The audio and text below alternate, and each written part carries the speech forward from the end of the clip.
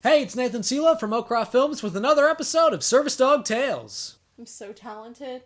Today we're going to talk about one of the more passive things that Sylvia does for me. This story goes back to the training process, and this was a really defining moment during that time. Pictured, this is Sylvia being passive. Now, we've talked a little bit about ways that she helps me actively, sensory relief, deep pressure therapy, and providing a physical barrier. However, there are also ways that she helps me that are a little bit more passive, things that she doesn't do consciously. So this takes us back to my childhood when I was 11 years younger than I am now.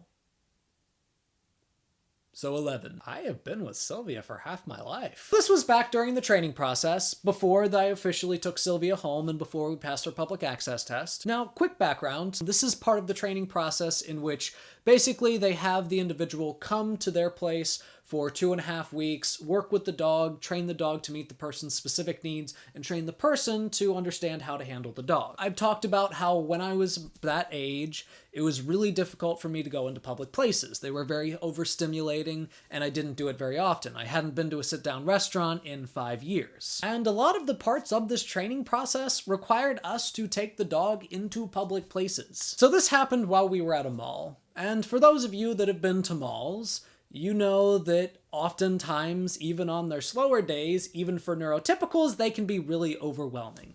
So imagine how overwhelming they can be for an autistic who is 11 and just learning how to handle a service dog. And this was a routine exercise for them. They're trying to make sure that I am competent enough to handle Sylvia in public. And this is part of the lead up to the public access test. So I was already pretty stressed out because of all the crowds and the fact that I was really nervous about being in public for one of the first times with Sylvia. And I was trying to get Sylvia to do a cue. I don't remember exactly what cue it was, but it was a really routine cue for service dogs, one that they teach all of them. Like, it might have been downstay or elevator or something like that, and she wasn't following it. And I was getting really frustrated, and I was heading towards a meltdown because I really wanted to make sure that things worked out. I really wanted to make sure that I was able to get her to listen to me and work with me. And also, there was the added troubles that came from being in a really loud and crowded mall. So while I was starting to melt down, my dad tried to come over to me to try to talk me down from it because that was kind of a routine for him. That was what he would often have to do when they'd take me out in public when I was younger and when I started having a meltdown in public. But before he could get to me, the service dog trainer that we were with stopped him and said, "Let me talk to him." She pulled me aside and took me to a quieter area, and she explains to me that the reason why Sylvia wasn't following what I was trying to tell her to do was because my frustration was affecting her performance. It was affecting her mood. It was affecting her ability to understand what I wanted her to do. She further explains that when I'm out in public, I need to make sure that I'm not just being responsible for my own mood because of myself, but I need to be responsible for my mood because it affects her. Because having a service dog is not just she works for me, it has to be me working for her as well. It needs to be a symbiotic relationship, meaning that it becomes a positive feedback loop. This is one of the big reasons why we often refer to service dog teams as partners rather than owners. She finally talked about how I could modify her behavior by modifying my own behavior. Now, this might seem a little obvious to some people, but for myself as an autistic at that age, it was a really big moment to realize that my own behavior can really impact others. If I'm able to maintain a modicum of behavior, it makes it easier for Sylvia to help me, which makes it easier for both of us to get me out of that state. At 11, this is about as far as I reached with that revelation for a while. But for my parents, this was an even more profound moment, because this was the moment where they realized that maybe a service dog could actually work out and could actually affect my interactions, not just with her, but with other people.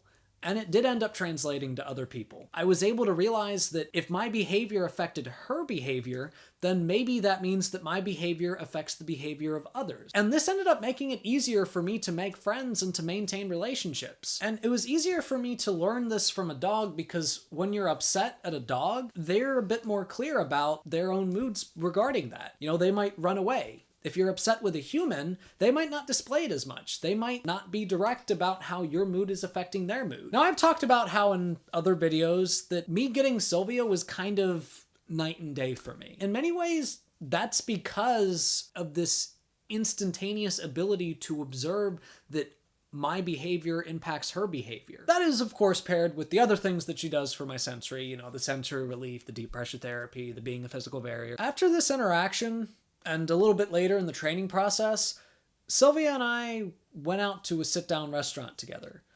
And as I talked about earlier in this video, I had not been to a sit-down restaurant in 5 years. And I was able to do it, and I was able to handle it, and I enjoyed it. And now, being someone that travels a lot with the speech team, I go to sit-down restaurants all the time. And prior to this interaction, prior to having Sylvia, I also hated going to malls.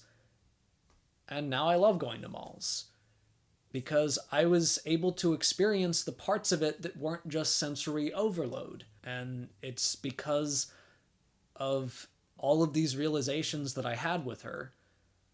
And it made it so it was easier for me to work on myself. So now it's 11 years later, and she has really been instrumental in helping me get my life to where it is right now. And where it is right now is pretty good. I have a bachelor's degree. I was able to go to college, and I was able to have a great time there. I'm currently working on getting a master's degree. I've moved out of my parents' house, and I'm currently living with a wonderful girl. And when I was first moving in with my girlfriend, my parents talked about how crazy this was. How this is what they were hoping for me. They were hoping that I would eventually get to that point where I could move out with a significant other. And I was able to do that. And it's not that Sylvia has helped me live a normal life. It's that she's helped me live the life that I want to live. And it really does go back to that realization that we're partners. Well, there's some cheesy goodness for you there. And I live in the Midwest now, so cheese is quite bountiful. Also potatoes. Anyways, that's today's episode. Thank you all for watching. If you liked this video, please give it a like, a share, give my channel a subscription if you haven't already. Leave a comment down below, tell me what you thought. And check out some of my other stuff if you're interested. And I hope you all have a wonderful week. And stay wonderful.